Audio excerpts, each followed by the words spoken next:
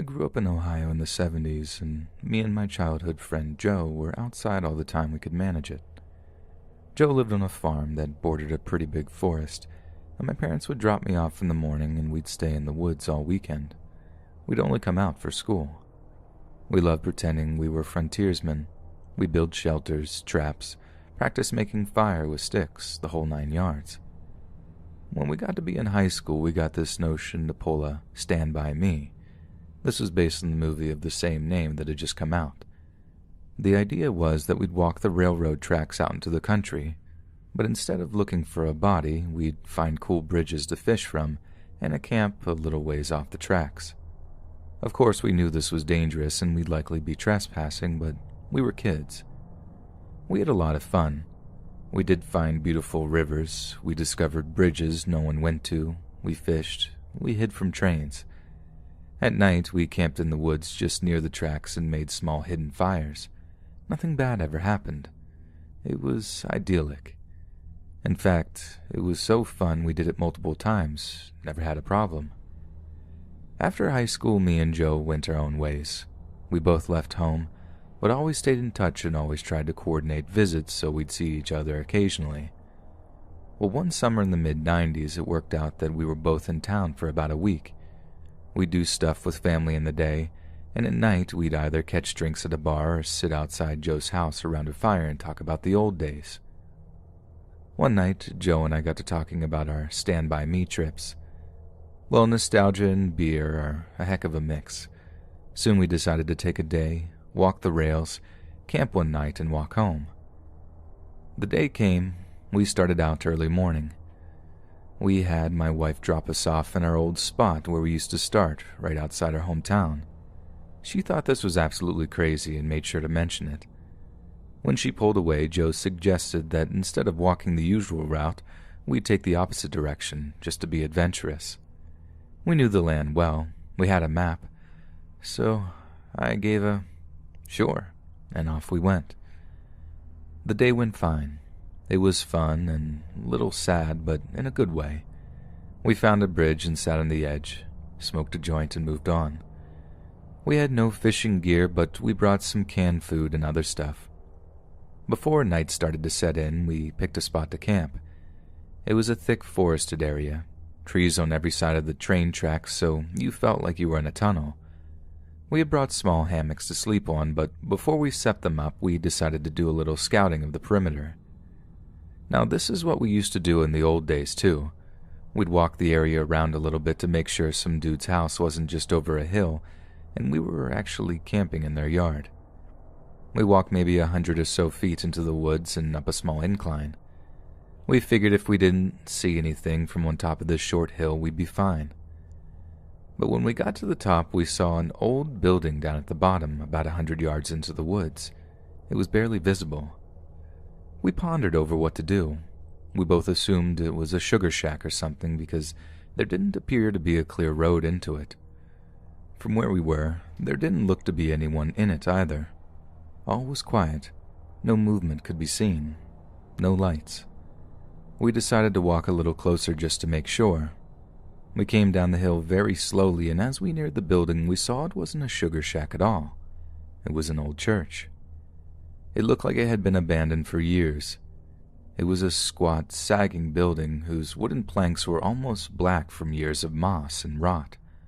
A cross still stood on top of the place, also weathered black.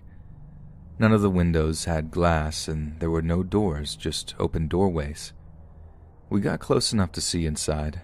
There were rows of pews in a built-up section in front for a preacher to stand.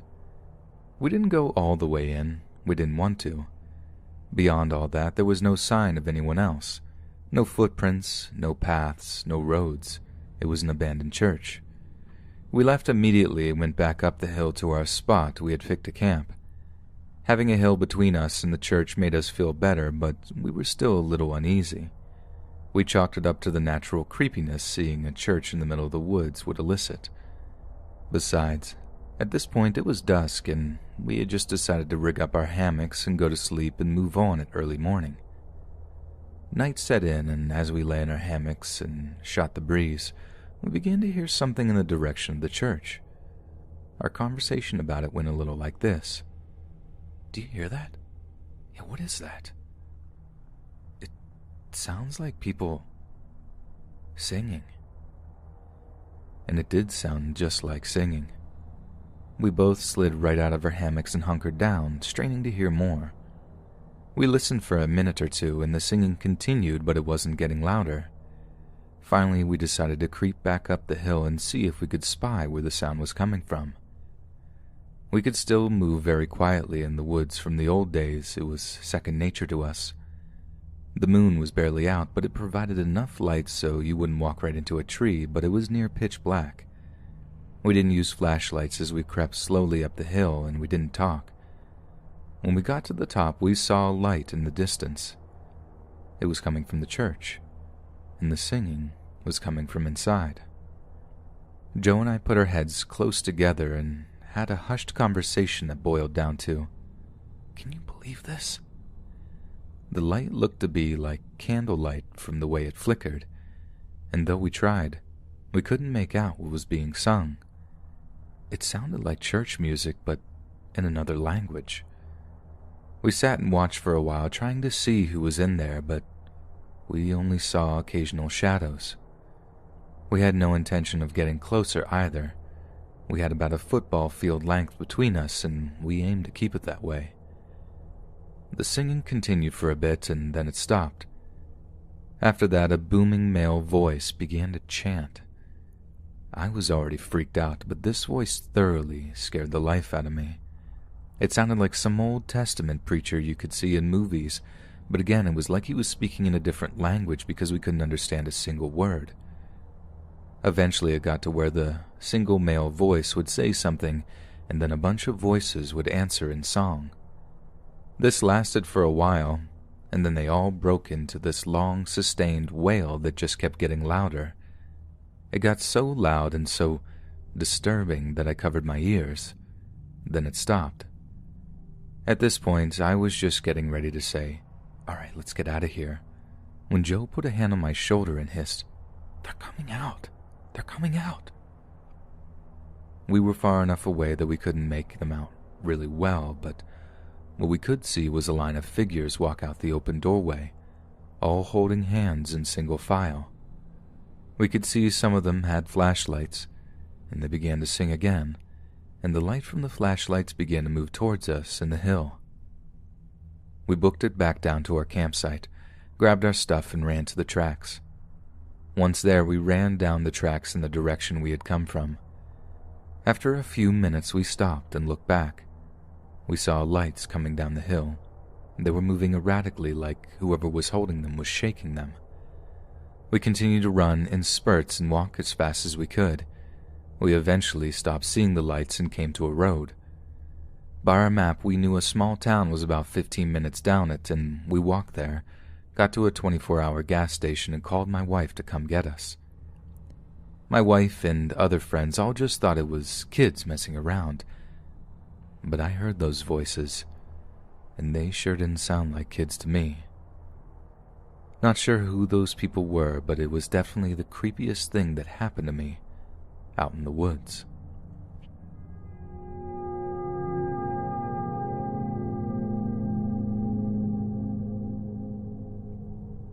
I was working as an assistant manager at a local KFC where I worked for roughly 2 to 3 years. I have some very good memories from this place, as well as some really funny stories. We became severely understaffed at one point, and my general manager at the time left to work for CC's Pizza, another local chain. Because of this, I was left in charge of the store until they found or decided on a replacement for him. After probably 3 months or so, during this time, tensions were high due to our staffing issues, and I was given a raise for holding down the fort, keeping the store open despite most of the employees walking out on me the one night. They finally sent us help, a guy and several of his employees from a store located about 40 minutes away. Some things to understand about this store. It was located in a very wealthy neighborhood and subsequently had very wealthy employees. Anyway, the new manager, Mike, comes in and immediately starts barking orders at everyone. Obviously, no one is listening to him, but when I tell them to do the exact same thing, they get it done post-haste. He asked me why they won't listen to him but will listen to me, and I explained to him that they aren't here for the money, they're here for the experience. I remind him that they're driving Ferraris to work and that he needs to be their friend and their boss. In other words, earn their respect and they will respect you. He agrees to let up on them and try it my way instead. He did listen to me and did start to earn their respect.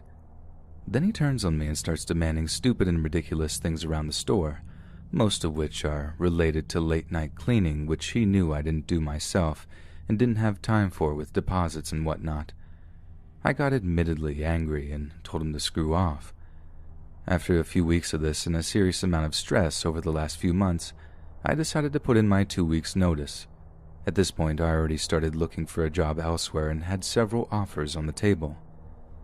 I took a job about 2 miles up the street at a local Burger King as their general manager. I ended up working a lot of late shifts because we were understaffed for those particular shifts. This was fine, but it also meant closing the front by myself, mopping storefront, locking doors, etc., while my cook closed the back of the house. I didn't really pay much attention at first. It was barely noticeable. But at the same time, every night, the same car would park in the front of the lot facing the store and just sit there for hours on end. I honestly thought it was kids making out or something at first, but that clearly was not the case. I was always last to leave the store and set the alarm. One night, the second I lock the door behind me and start to head to my car, the engine turns over in the car at the front of the restaurant. It startled me, so I looked over, but all I could see was the headlights and the car didn't move. I hurried to my vehicle and started to drive away.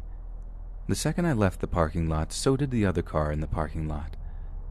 My drive wasn't particularly far from home, but I had this gut feeling that it would be a bad idea to head there. I start down the very empty 1 a.m. highway and switch into the left lane with the guy still following behind me. After a minute or two at 10 or 15 miles above the speed limit, I decide to switch into the right lane and drastically slow down to see if he'll pass me. The guy also switches over and slows drastically down. Now, I'm not stupid. I know when I'm being followed, and at this point, I'm scared. I grab my almost dead phone and call my husband. I frantically spout off what's going on, and he tells me to drive to the police station, so I start heading in that direction. I don't know if this guy caught on to that or not, but right before we hit the road the station is on, he blows by me at an insane speed and keeps driving. I turn around and went home. Fast forward another week and I see the same guy sitting out in the parking lot again in the same car. This time I called the cops right away at the urging of my cook and my assistant manager. The cops showed up and get the guy to come out of the car. It's Mike, from my old job. He tells them he wasn't doing anything wrong and developed a crush on me from our time together at our old job and just wanted to say hi. They didn't arrest him, but told him to get out of there, saying that he was loitering, and it put enough fear into him that, thankfully, he didn't show back up again.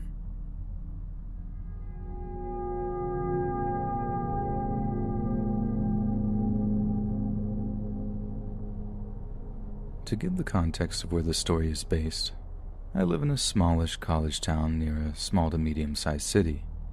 The town itself doesn't have a lot of people and is mostly here to cater to the demand that comes from the college. Because of this, the stores around the college are mostly open 24/7 so that the college kids will be able to impulse buy whatever they like. The other bigger seller around here is gas. Of course, gas can be bought in the city, but being a town that is often gone through in order to get to the city, a lot of places will try to keep the price of gas slightly lower than any of the stations in the city. My story begins when I was working overnights in a gas station/liquor store when I was doing part-time classes in college, but mostly doing classes online so they wouldn't ruin my availability for a full-time job. The store that I worked at only had one person working on overnights for a long time, even though a lot of people, especially girls, would complain of the lack of cameras and the fact that you don't always get the best people going into a liquor store gas station in the middle of the night. The owner's hand was forced on one night, before I started working there, when a woman who came in to buy milk went outside to her car, only for a man to come up behind her and shove a gun to her back, demanding her money. She complied with him and luckily he let her go. She ran into the store sobbing hysterically, and though police arrived shortly after, he was never found. I personally preferred having 2 people on, even if there wasn't a safety issue. The night seemed to go by so much quicker when there was someone else there, and it was really nice that the person I normally close with and I got along so well. Overall, there were 4 overnight shift workers: Josh, Nick, Dixie, and myself. Dixie had another job and really was only working there as a favor to one of the managers, so she would only work 2 nights a week with either Josh or I. Josh and I worked together 3 nights a week, and Nick worked with Josh or I 2 nights a week. Dixie was really nice and fun to be around, but she didn't particularly like the job or want to be there. Josh would get annoyed with her a lot for just standing behind the register while he did all the work, but it was only 1 night a week, so he didn't complain too much. Nick, on the other hand, was a bit different. He worked there 5 days a week, just like Josh and I, but they never seemed to put him with one person more than 1 day a week. Nobody seemed to really like him or like working with him. Nick was a little off from the start. He was one of those people who told you his entire life story as soon as he met you, giving a bunch of really personal details that no one really felt comfortable hearing. One thing he always seemed to talk about was the strain on his marriage. Apparently he had a really bad drinking and drug problem for a very long time, and the drug part got better when he could switch over to smoking, but he couldn't seem to get his drinking under control. He was really hard to be around, but you kind of get used to some people in that kind of job being sketchy. I was there for almost 3 months when Nick's story seemed to escalate out of nowhere. He began telling people that when he was younger, he was diagnosed as a psychopath, and he had to take a bunch of pills for it every day so he wouldn't become violent. Not exactly what you want to hear from someone you're alone with in the middle of the night, but okay. We all have our problems, and some people get dealt a bad hand when it comes to mental illness. I myself have always struggled to get my anxiety and depression under control, and without medicine, I wouldn't be killing by any means, but I'd probably be hospitalized in a danger to myself category, so, as creepy as that was, I assured him that a lot of people need to take medicine for some kind of illness, and as long as you stick to it and are honest with medical professionals, there's no reason you can't still do anything anyone else can do.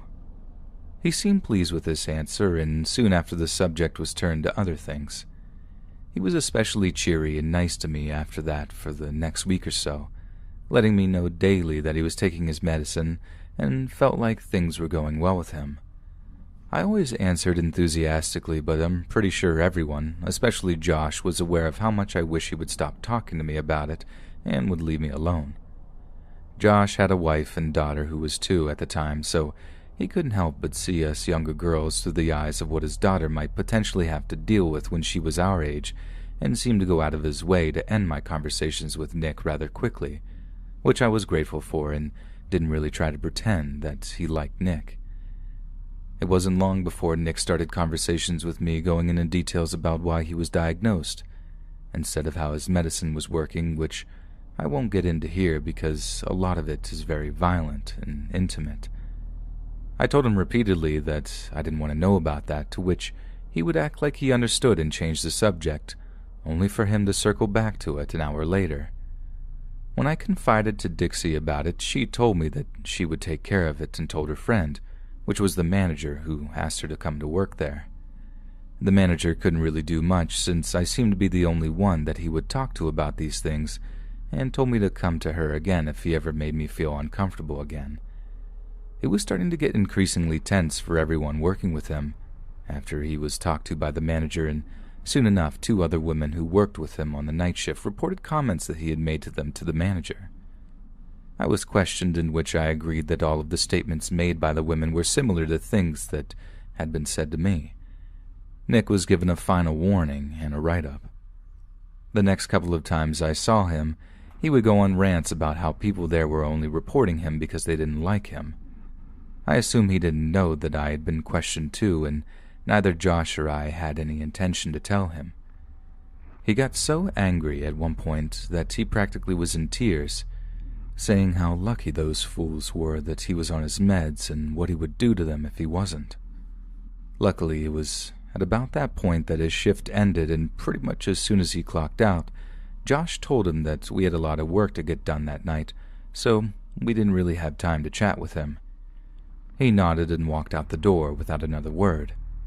Josh wasn't lying either. The truck had come extremely late that day, so there was still quite a bit of things that still needed to be put on the shelf. One thing that the earlier shifts never seemed to do, unless they absolutely had to, was stocking the drinks cooler. It was true. That was easier to do at night when there were a lot less customers, so it was annoying since we couldn't chat, but we just went with it. I can't remember the time that Josh went into the drink cooler, but it must have been pretty late since we had been there for a while at that point. I was still focused on stocking the shelves and making sure everything looked full if we didn't have it, when the bell chimed, signaling someone had come in.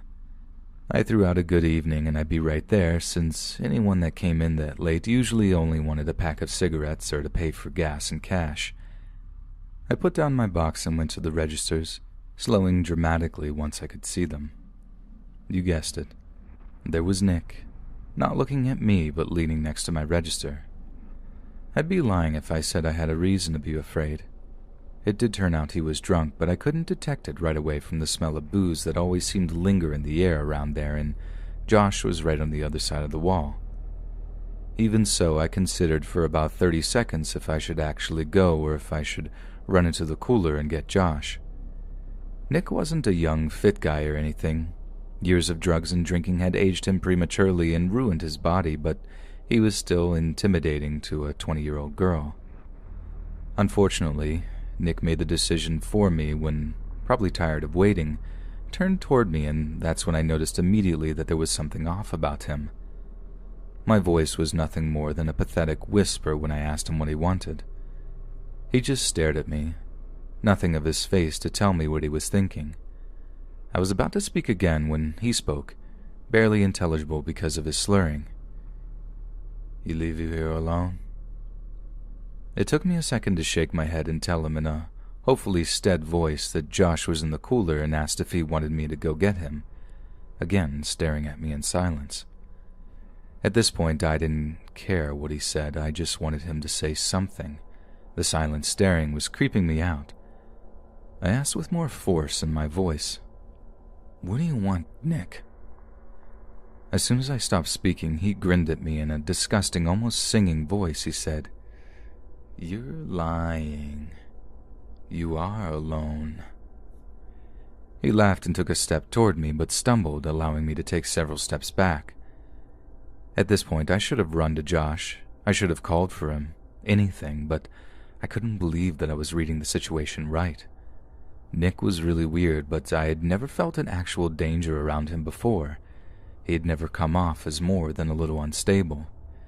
He continued to come forward in slow, stumbling steps, telling me to "Come here. I just want to talk." I kept out of his reach, telling him to back off and that I would hurt him if I had to.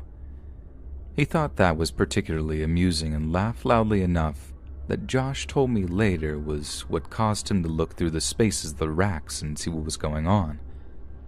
Josh was out of the door in a second and seemed to come out of nowhere, shoving himself in between Nick and I. They didn't even say anything, just stared each other down before Josh said in a stern tone, "I think you should leave now, man." Nick stared blankly for a moment, then scoffed, telling us that we couldn't take a joke. I was trying not to cry at this point. The only thing more terrifying about the situation was knowing that if Josh hadn't been there, and he had somehow caught me, I would have stood no chance against him. Josh left me standing with my back against the wall, corralling Nick to the door. Completely unexpected on both of our parts, Nick turned and took a swing at Josh. Luckily, either because he was drunk or just really uncoordinated, he missed Josh's face, and Josh grabbed the back of his coat and brought him down as he smashed his knee into Nick's stomach or chest area, I'm not sure which, and used the opportunity of his sputtering to drag him to the door and throw him out, locking it. Josh had just turned and told me to call the cops as we heard this sickening crack behind him. We both jumped and looked at the door to find this big circle of glass. It's hard to explain, but if you've ever seen a movie of one or an actual car wreck when something's hit a windshield, but not hard enough to break through it, It turns white all around the point of impact. That's what the door looked like. Josh didn't have to tell me what to do. This time I ran to the register and grabbed my phone, going to the corner furthest away from the front door and huddled on the floor. I didn't even notice at the time, but Josh told me later that when he turned to see the glass, that was the first time that he noticed that Nick had a hunting knife in his other hand. The fact that he had tried to punch Josh instead of stab him is a mystery and a miracle. I was sobbing when the operator picked up the phone. I don't even know how she understood me. I was crying so hard, but between my distress and the sounds of Josh and Nick yelling at each other in the background with loud smashes of Nick hitting the door, she got the urgency of the situation. She asked me where I was, and luckily she knew the address because just as I got up to look at the receipt to see what the address was, the glass smashed. I dropped back to the floor and she told me that officers were already on the way and to do whatever I could to get away or hide, even if I had to leave Josh. The hole wasn't big enough for him to get through, and he had made it by grabbing the ashtray from outside and throwing it at part of the window he had been repeatedly punching, causing it to break through. He didn't make it to break through. From that hole, he could reach the lock on the door. According to Josh, he walked to the door and put his mouth against the hole that he had just formed and said something. I'm sobbing now just thinking about it. In that horrible sing-song voice that he had used the first time I talked to him that night, he said in such a happy tone, "They're never gonna find you too." Needless to say, as tough as he was acting, Josh was completely losing it as much as I was. He was older than Nick, in his mid-30s, but he was a beanpole and wasn't exactly known for his fighting skills. Even so, as soon as Nick unlocked and started to open the door, Josh slammed his body into it, knocking Nick backward from the impact. Josh yelled for me to run, and even though my legs felt like they could give out at any moment, I ran right behind him to the receiving doors in the back of the store. Nick was cursing and yelling for us as the door jingle went off. Josh slammed into the back door, cursing in pain as he realized that it wouldn't open. We found out later that Nick had pushed the dumpster in front of the door, locking the wheels of it again before he came in. We seemed to both realize at once that he actually planned how he was going to end our lives. Nick rounded the corner, still doing that awkward stumbling walk, though faster now. It at least gave me time to slam the back door room shut and lock it. I was sitting in front of it, Josh bringing over anything he could to find to barricade the door shut when Nick reached it. He must have heard me crying because he kept calling out my name, telling me that I wasn't who he wanted. He would make sure that I died before I even felt the pain if I opened the door. He then started stabbing the door, screaming at me to open it. I screamed and moved when he stabbed it the first time, but Josh and I both moved immediately to hold it shut again. I remember Josh and I making eye contact. We were both crying by now, and I wanted so badly to say something to comfort him, but I couldn't think of anything to say. I had dropped my phone when I ran to hold the door shut, and neither of us could move to go get it, so we had no idea how long until the police got there, and the door was made out of wood, so it wouldn't last long against his body slams and offered no protection if his knife went into one of our hands. All I could think about was that I was going to die here, that my dog would never know why I didn't come home, that I would never get my degree and have enough money to actually start enjoying my life, that all the plans for the future my girlfriend and I had made would never happen. In the most anticlimactic and wonderful finish ever, it suddenly went silent. There was no police car alarms, no yelling, nothing. It was as if though Nick had just vanished. Josh and I looked at each other, not even daring to breathe, listening for any sign of life on the other side of the door. We both slammed to the ground when a gunshot went off once, then twice, then a third time.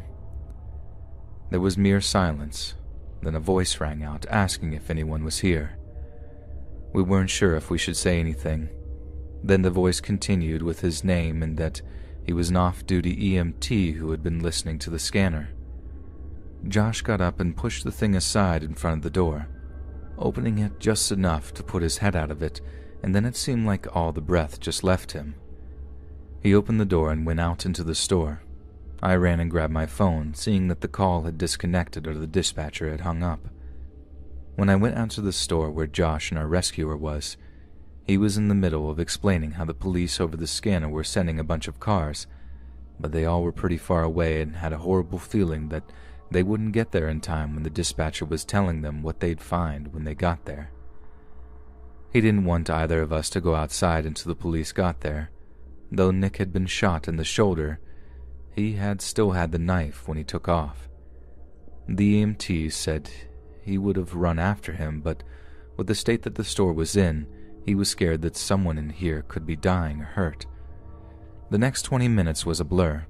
Josh and I was sitting on the floor hugging each other when the police got there. The EMT had called dispatch and told them of the new situation, and most of the cars that were coming to our location were diverted to looking for Nick. It was soon after that Josh got to use his phone to call his wife, and she came right over, only bringing their daughter because he begged her to. He seemed to completely break down when he held his daughter and hugged his wife. I had an extremely similar reaction when I finally got to go home and came to see my dog's body wiggling excitedly, proudly displaying his flamingo toy for me to have as a welcome home gift. Nick was found 2 weeks later in an old RV in the woods that he'd been using to do his drinking and do drugs so his wife couldn't catch him. Apparently the reason he had come after us was because he had thought that the reason that Josh wanted him to leave so quickly was so he could call the owner again, and this time the complaint would get him fired. Unknown to us, his wife had kicked him out 4 days before this happened and was in the process of getting a restraining order against him over threatening texts and phone calls she had been getting. He stated that his job was all that he had left, and Josh needed to be punished for trying to take that away from him. He said that I wasn't the target and he didn't want to have to end my life, but he knew that he had a much better chance of killing Josh with me there than Dixie, since Josh would be more likely to face him to protect me. Neither Josh or I called the owner or even a manager over his comments that night, though maybe we should have. It was disturbing what he was saying in hindsight, but we were so used to him being a creep and saying really horrible things at that point that it didn't even register to us that he could be serious about trying to hurt someone. I had known him for 3 months and Josh had known him for 6, and he had never done anything violent toward anyone. Everyone just thought he was all talk. We also put faith in the fact that every employee had a background checked on them before they were hired, so it's not like Nick had ever been violent before. He took a plea deal, so the 2 counts of attempted murder would be dropped, and he would instead go to a mental hospital for offenders. The reason that I'm writing this story now, other than the other stories on the sub inspiring me, is that I got a call 2 weeks ago notifying me that as long as there's no setbacks to his health status, Nick is set to be released on June 8th of this year. When I called Josh, he said that he had received the same news the day before. Neither Josh or I work there anymore, and Josh has since moved away to another town on the other side of the city, and I have switched to going to college completely online, and am in a new place that I'm renting with a roommate. I don't think he'll come after either of us. I don't see how he could blame us for what had happened. I read so many of these stories, and after the fact, everyone seems so prepared for what to do if they ever see the person they're writing about again. I don't think I'd be any more prepared to face him this time than I was back then. I've had pretty intense nightmares ever since that day. But ever since I got that call, every time I close my eyes, all I can hear is that one sentence louder and clearer than I had ever heard it since it was actually said. They're never going to find you too.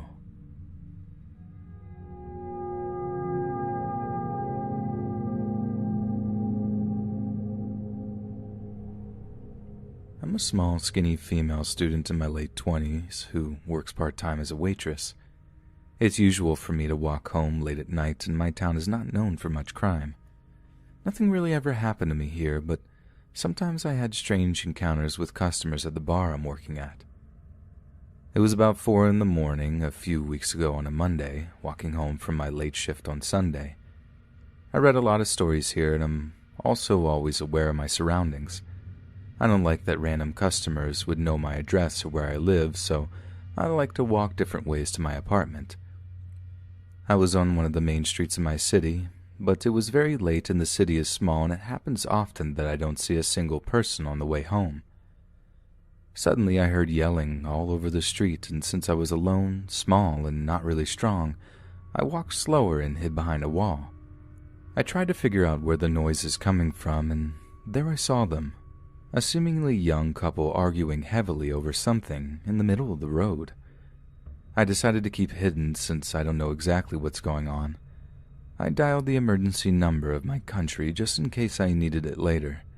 I kept watching because I had to pass this way no matter what, and that's when he grabbed her hair and pulled it heavily. He was beating her for a few seconds, still in the middle of the street. The scene was over quickly and they vanished from my sight behind a big car, still yelling at each other.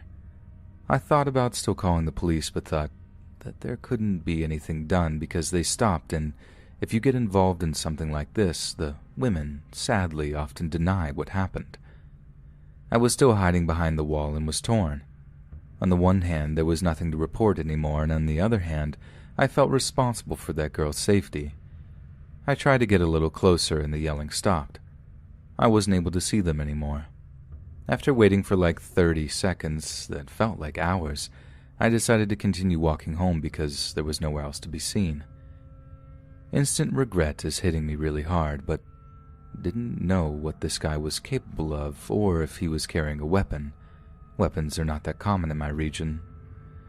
I had to do something, so I turned back to where I last saw them, and there was the girl, already walking fast towards me, hoodie down her face. She had clearly a defensive body language, so I wasn't afraid of her. I could see her realizing that there is another person on the street who could maybe help. The guy was still behind her, apologizing. That was when he also saw me, and he stood still immediately. The girl is crying a little as she reaches me.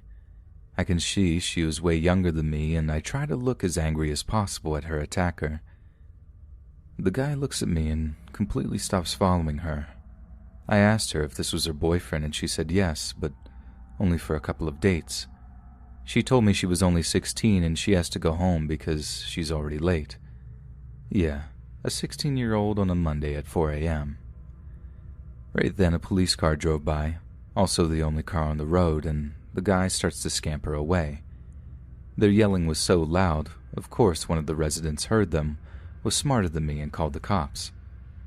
The girl told me her name and that she doesn't want to get involved with police because of her strict parents and the fact that she was out way too late already. No one in the police car saw us, and I told her to walk home because I wanted her to get there safe. She seems fine, and we walk away from the police car. It was a dumb thing to do, and I do regret it. I should have insisted that she tell them her story. I know that now. In that moment, I thought it would be the right thing to do. I walked her to her nearby apartment complex. It was not in the direction that I had to go, and the guy had vanished after he had seen the police car, and I made sure that he didn't follow us. He actually ran in the opposite direction. I gave her my phone number and told her to write me a quick message when she gets home safe because now I kind of felt responsible for her. The next dumb thing I do is I didn't walk her to her door. She was naive, maybe a shy girl, and I told her to break up with that idiot immediately. And by that time, he had sent her already 5 messages and called her quite a few times. Thankfully, she never texted back. I hope she got home safe and did break up with him, but I'll never know. I didn't want her to feel forced to give me her number, and I kind of regret that too. It's likely that this was just a fight between 2 young and dumb kids, but I hate the uncertainty that it left me inside. To me, he seemed vicious, but not a serial killer crazy. Maybe she was just too cool or afraid to text me, or she found it not important enough to follow up. But I hope that she got home safe.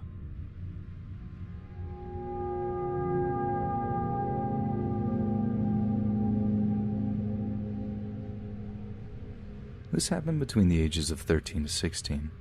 I'm 26 now, but I still remember it vividly. When I was in the 8th grade, my friend Jenny and I were messing around during PE, and Our teacher was getting irritated that we weren't paying attention or doing what we were supposed to do, so he separated us. Before we parted ways, I handed her my phone and told her to give me her number, so she quickly put it in, and I put my phone back in my sweat pockets and went to the other side of the gym. I texted her, "Hey, it's me," and a picture of me making a face, and she replied a couple of minutes later. We were talking back and forth for a couple of minutes before I said something I thought was hilarious, and I looked up to watch her read my text and burst out laughing. That was when I got a response without Jenny ever looking at her phone. "Who was I texting?" I replied, asking who I was talking to, and they never responded. After class ended, I walked up to Jenny and asked her what her number was. She told me her number, and the number I had in my phone was off by 1 digit. The person never texted me back, so I ultimately forgot about it. A couple of days later, I was standing outside my school talking to my friends when I got a text from the number. "You look good in blue," it said. "Who is this?" I asked. "Jenny," they responded. It wasn't Jenny.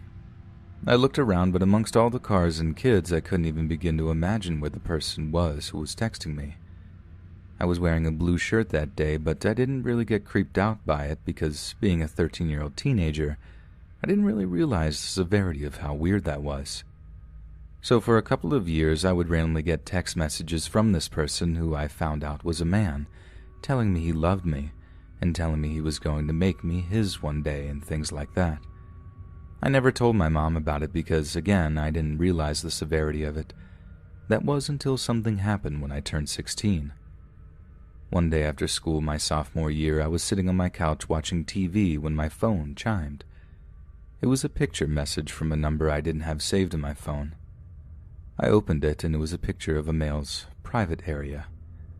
I yelled "ooh" and threw my phone. A couple of seconds later, my phone chimed again. I picked it up, and it was a picture of a big Hispanic man coming from the same number.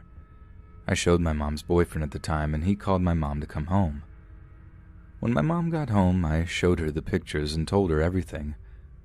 Of course, she was angry at me for not telling her years ago when this all started, but I just apologized, and she told me it wasn't my fault and we were going to the police. So we get to the police station and file a report. The officer, who shall remain unnamed in short, did nothing. He ran the number and told us, "This number is from town over, so it's technically out of our jurisdiction." My mom asked if we should go to the town over and file a report, and he said no and that he would call him. This is how the conversation went between the officers and the man. "Hey, I'm from the town over police department. Have you been sending pictures to a young girl?" "No habla inglés." "Oh, okay, sorry." And that was literally it. That was the whole confrontation. My mom was livid. She lost her mind on this officer. I don't even remember most of what she said except for that it was very loud, there was lots of cussing, and the officer was scared. He looked at my mom and told her, "Look, he hasn't ever showed up in person and he doesn't live in town. My suggestion is just to block his number." My mom, dissatisfied with this answer, grabbed me and we left. We were going to the next town over's police department. Yes, he was right. I had never seen him in person, but he had seen me in person. He knew things like where I was and what I was wearing and had been texting me for years. On the way to the police department, he called. My mom pulled over and grabbed my phone. "Hello? Hello, where's..." saying my name. "This is her mother, you sick monster." He started laughing and told her, "She's mine. I'm going to take her away from you and make her my wife. You can't stop me." My mom started screaming that he was going to kill this coward.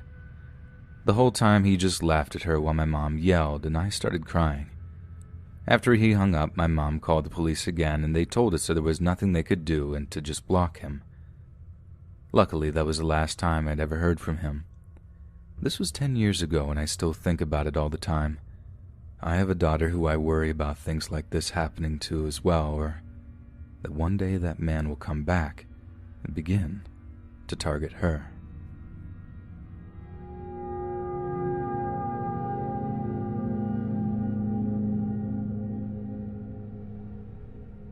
This happened a few years ago while I was still in my hometown. I was going for a late-night walk in the early AMs, which was fairly common, and I always felt relatively safe and street-smart to avoid bad situations.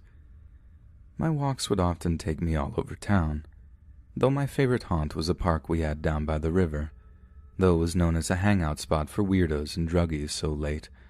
I've always walked there plenty of times and never encountered any problems, so I went down there again, all the same to enjoy the breezy river air. The walk to the park itself was uneventful, and so we'll get to the anatomy of the park itself, something vital to realize the magnitude of the situation.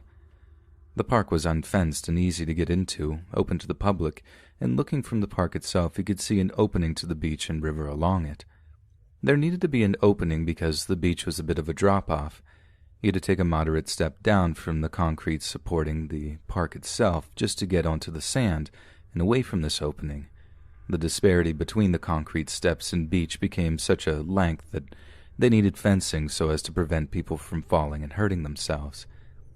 Basically everything not beach led to a major drop-off into only a sparse line of sand or muddy area, with the only thing separating you from the drop was either fencing or a major tree line. So as I'm walking through the park, there's nobody around, and it's absolutely silent until the hooting of an owl breaks it. I'm surprised because owls were rare in those parts in that time of the year, but I ignored it and continued my walk as it continues hooting. As I meandered closer to where it sounded, I noticed two things: that the owl sounded like it was in pain, and that it was on the ground. I get really concerned for it and want to help it, so I start going over to where the hooting is coming from, though tentatively, because even right then a weird chill climbed up my spine, though I couldn't say why. I get closer and it sounds louder, more hurt, and is definitely on the ground in the same place. I keep walking closer and hear it right behind the tree line after the drop-off point. For more of the park's layout, anywhere past the tree line led to a drop that was just a thin line of earth separating you from the water, like a gorge. If you jumped down, you were relatively stuck because you couldn't go forward, for the water climbing back up was nightmarish for all the roots of trees jutting out, and going left or right would have forced you to follow an extremely narrow path with little room. This owl was right behind the drop-off point, so even getting closer I couldn't see it.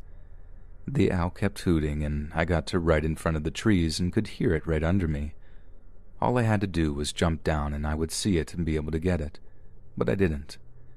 The weird feeling, this chill up my back, kept getting higher and more intense the closer I got, and my conscious brain finally picked up on why. I started counting. 1, 2, 3, 4, 5, 6, 7, 8, 9, 10. And the owl hooted. 1, 2, 3, 4, 5, 6, 7, 8, 9, 10. It hooted. 1, 2, 3, 4, 5, 6, 7, 8, 9, 10. It sounded again and again and again. And finally I realized why I felt so creeped out, and why my subconscious brain was screaming at me to run away. It wasn't an owl. It was a recording.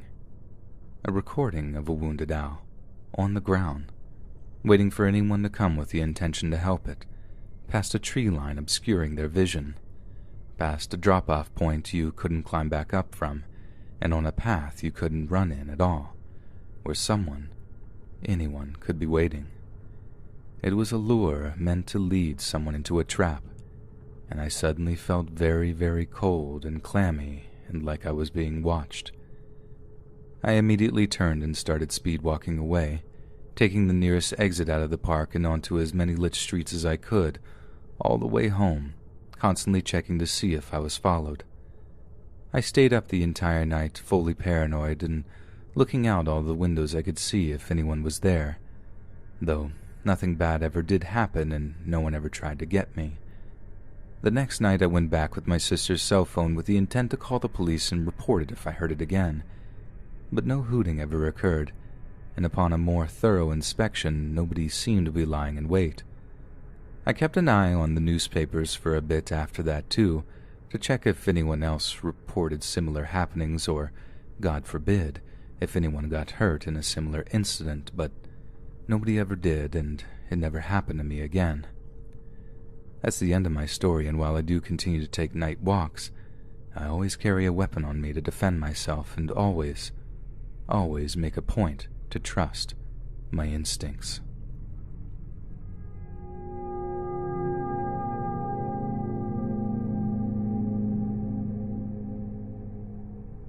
This took place about 4 years ago when I was still in college. So I want to preface by saying I didn't always make the smartest choices, but I have learned better now. I would not recommend anyone doing what I did. Around that time, I was doing acting jobs on the side for fun and was part of a Facebook group that covered the whole state. This was my main source to find any auditions before I found an agent. One night, I was scrolling the page and saw there was an audition for this action film. I had never heard of the production company, but that was pretty common as many college students would also use the page with a made-up production company name. Me being a person who couldn't resist auditioning for everything at the time, sent the director a message with my headshots. It took about 30 minutes for him to respond. I'd like to note that this was 1 a.m. when I had sent the last message. I, being naive, thought this was normal. He asked if he could call me, and I gave him my number. Minutes later he called, introducing himself as Eric. He explained the plot and told me the role I would play, which completely threw off my guard because at the time I hadn't done many notable things for someone to just give me a role. I wish I had seen the red flags, but instead I let it get much worse. During this time I learned that Eric taught classes on a military base nearby, and this film was loosely based on his 30 years in that field. I thought that was cool and realized that this wasn't some college project. Then the conversation took a turn as he started to focus on my headshots I had sent. He kept saying that I was so pretty and that I'd fit well in his other business. He kept the focus there even when I tried to ask more about my part. When I asked what that business was, he refused to elaborate, saying that I'd need to fill out some paperwork first as people had tried to ruin him in the past. I was apparently blind to the red flags that were currently in front of my face, and signed all the paperwork because I was way too nosy. Looking back, those documents probably weren't legal. I sent them back to him, and he said I would hear from one of his partners, Karen. He also set up a time to meet later that day at around 7 p.m. and had me write down an address. I wasn't from the area, so I didn't know where it was and figured I would just look it up later that day. 10 minutes later, I get a call from Karen. She sounded nice and spoke highly of Eric. I expected this since they worked together. She told me that she was excited that I was going to join the project and asked if I wanted to know about their other business. I told her yes, and she started talking. So, he had the production company that made films and another that made adult films. She told me that I would be a great fit and would love to have me on the team. I flat out rejected her offer. She tried to make me budge by telling me that their company was really popular, but I wanted no part of it. A few days after this all happened, I tried looking up the company, and it didn't exist. She kept trying to get my opinion on really disgusting things that I won't mention because it gave me nightmares for the longest time. I could tell Karen was getting pretty frustrated that I wasn't going to break. She soon ended the call by going on about how excited she was that I was going to be in the one film. Most people would have cut ties with this by now, but my curiosity got the better of me, and I found myself driving to the location Eric had made me write down. I knew it was a bad idea, but I just wanted to know. It was getting pretty dark by the time I was close, and I wasn't familiar with the area at all. When I finally arrived, I saw this run-down church with a single white truck in the parking lot. Finally, I talked myself out of the situation and turned around. I paused on the street next to the parking lot and quickly texted Eric. I told him that I didn't feel comfortable and would not be taking part in his project. Right before I took off, I glanced at the church and saw a figure of a very large man standing in the dark in the lobby. I practically floored it at this point and went straight back to my dorm. When I got back, I had a new message from him saying, "I'll see you again. Don't be scared." I never heard from him again, but to this day I'm insanely paranoid that he'll find me. I still live in the same town, but I had moved a lot since then. Occasionally, I'll get friend requests from people who have his production company in their job description, but I quickly block them. I don't know what would have happened if I had gone into the building that night or if I had played into Karen's hands. But I'm happy to be here, and that's what really matters. Hey friends, thanks for listening. Be sure to subscribe and click that notification bell to be alerted of all future narrations. If you got a story, be sure to submit them to my subreddit, r/Let's Read Official, and give and receive feedback from the community, and maybe even hear your story featured on the next video. And join my Discord to interact with me and other listeners directly. And if you want to support me even more, grab early access to all future narrations for just $1 a month on Patreon, and maybe even pick up some Let's Read merch on Spreadshirt. And check out the Let's Read podcast, where you can hear all these stories in long compilation form and save huge on data, located anywhere you listen to podcasts. Links in the bio. Thanks so much, friends, and I'll see you again soon.